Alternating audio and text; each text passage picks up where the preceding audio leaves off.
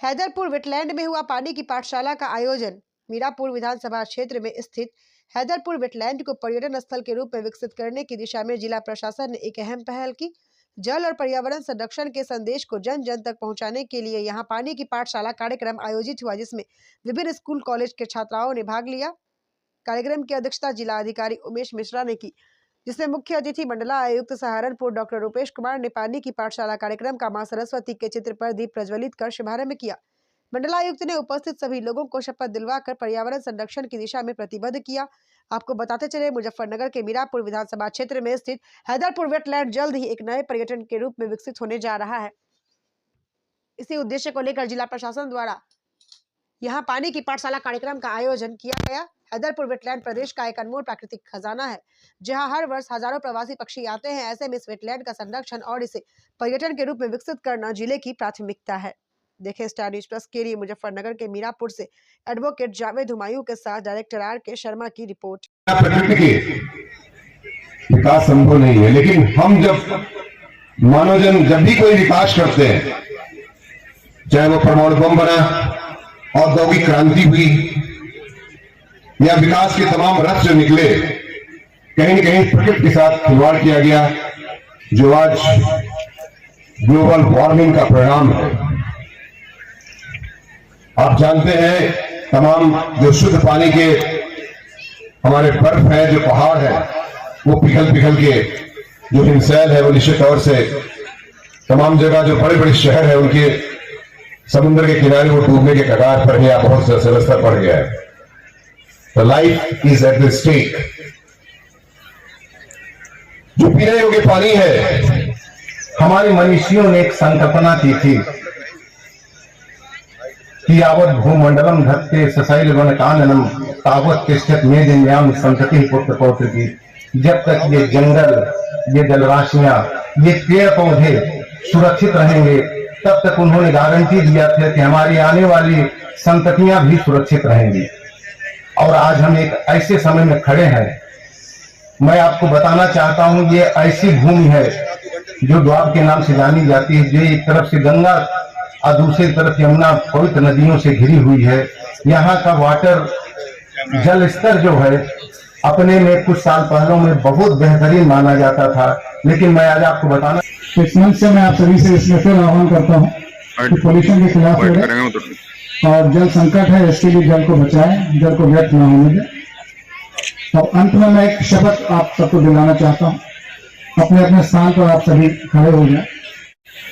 अपने श्री पानी जी और चौहान जी के मुख से काफी बातें सुनी, और ये आप लोग के सिलेबस में भी है, साइंस में आप लोग पढ़ते हैं। जल का वाटर साइकिल क्या है, सस्टेनेबल इकोसिस्टम कैसे हमें मेंटेन करना है, सब चीज़ें आपको पता है। ऐसी कोई नई चीज़ नहीं है जो आप नहीं जानते हैं।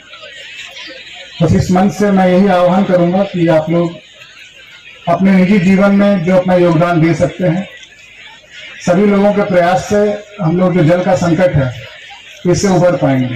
ये किसी एक का, किसी सरकार का, किसी प्रशासनिक अधिकारी का कार्य नहीं है। ये हम सबका एक कंसर्टेड एफर्ट होना चाहिए। We all should work together. इसी से हम लोग ये जो डार्क जोन, हमारे जो डार्क ब्लॉक्स हो गए, तो जल संकट गहरा रहा है समय के साथ। हमारे यहाँ 6 डार्क ब्लॉक हैं, तो उस सब से निजात पाने के लिए, पानी की जो समस्या है उसको दूर करने के लिए, एक जन सहभागिता बढ़ाने के लिए, उस दृष्टि से इस कार्यक्रम को अंजाम दिया गया। आपने शपथ भी दिलाई है आज जी। उसमें क्या आपने शपथ में मेन फोकस वही है कि जल संचयन को बढ़ावा दें, पर्यावरण संरक्षण को बढ़ावा दें और वृक्षारोपण करें, पानी को वेस्ट ना होने दें, इन्हीं सब बिंदुओं पर। सर, आपने कहा है कि पराली जलाने से प्रदूषण बढ़ रहा है। मुजफ्फरनगर में फैक्ट्रियों में ज्यादातर पन्नी कचरे का प्रयोग किया जा रहा है ईंधन के रूप में, उससे बड़ा प्रदूषण। कोई कार्रवाई, ठोस कार्रवाई नहीं हो पा रही सर। इसको हम कराते हैं, इसमें कार्रवाई कराते हैं। पराली से भी होता है, इंडस्ट्रीज से भी होता है, मैंने दोनों बातें बताई। पक्षी विहार बन रहा है सर यहाँ मुजफ्फरनगर में, इस क्षेत्र में, इसके बारे में क्या कहेंगे? पक्षी विहार है, इसको और प्रमोट करने की आवश्यकता है। पक्षी विहार जो है, पक्षी बाहर से आते हैं, यहाँ पे साइबेरिया से भी आते हैं। आज 2000 से अधिक बच्चे आए हैं, स्कूली बच्चे इस पाठशाला में, जल की पाठशाला में। तो आपने उनसे क्या अनुरोध किया और क्या? उनसे मैंने आह्वान किया है कि जल संचयन को बढ़ावा दें, अपने निजी जीवन में भी जल को व्यर्थ बर्बाद ना होने दें। वेटलैंड पर्यटन के रूप में विकसित हो, उसके लिए क्या प्रयास आगामी समय में? उसके लिए हम लोग एक कार्य योजना बना रहे हैं। और इसको टूरिज्म की दृष्टि से भी इसको प्रमोट किया। आपने चिड़िया का भी उदाहरण दिया है, वो बताइए। यहाँ आज पद्मश्री उमाशंकर पांडे जी, पद्मश्री कमल सिंह चौहान जी, बहुत सारे पर्यावरणविद, जल योद्धा, इस जनपद के चिंतक, शिक्षक तथा बच्चे सभी लोग मिल करके आज हम लोगों ने एक यहाँ मंथन किया कि मुजफ्फरनगर में पानी के महत्व को जन जन तक कैसे पहुँचाएं और जो इस जनपद की एक बहुत बड़ी प्राकृतिक और सांस्कृतिक धरोहर है हैदरपुर वेटलैंड, उसको कैसे संरक्षित करें, कैसे उसको और विकसित करें, उसमें क्या प्रयास किए जाएं कि पक्षियों के लिए यहाँ बेहतर एक माहौल, एक वातावरण तैयार हो और लोग इस महत्वपूर्ण स्थल के विषय में जाने, पूरे विश्व के पर्यटक यहाँ आए और इसको एक पर्यटक स्थल के रूप में, एक सांस्कृतिक धरोहर के रूप में विकसित कर सके।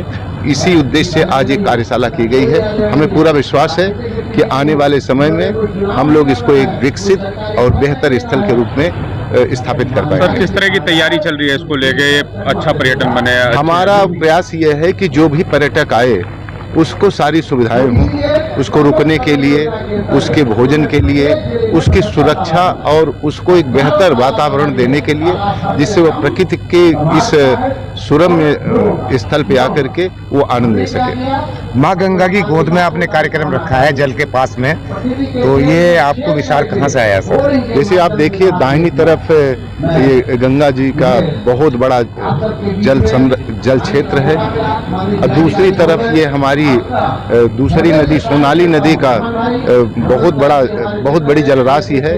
यदि हम जहाँ इसी जगह आकर के यदि हम कार्यक्रम करते हैं तो हमारी भावी पीढ़ियां प्रेरित होंगी, उनमें एक प्रेरणा जगेगी और जल संरक्षण के प्रति उनमें एक भाव जगेगा, इसीलिए किया गया। 2000 से अधिक स्कूली बच्चे आपने बुलाए हैं, टीचर्स बुलाए हैं, अभिभावक बुलाए हैं, क्या संदेश आपने उनको दिया?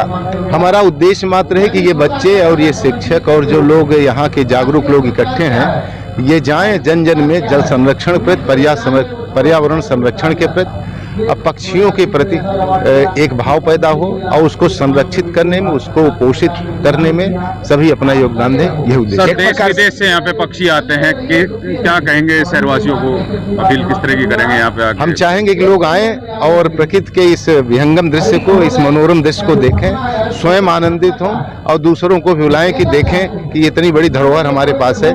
मुजफ्फरनगर की यह अद्भुत अद्वितीय जगह है जिसका सभी लोग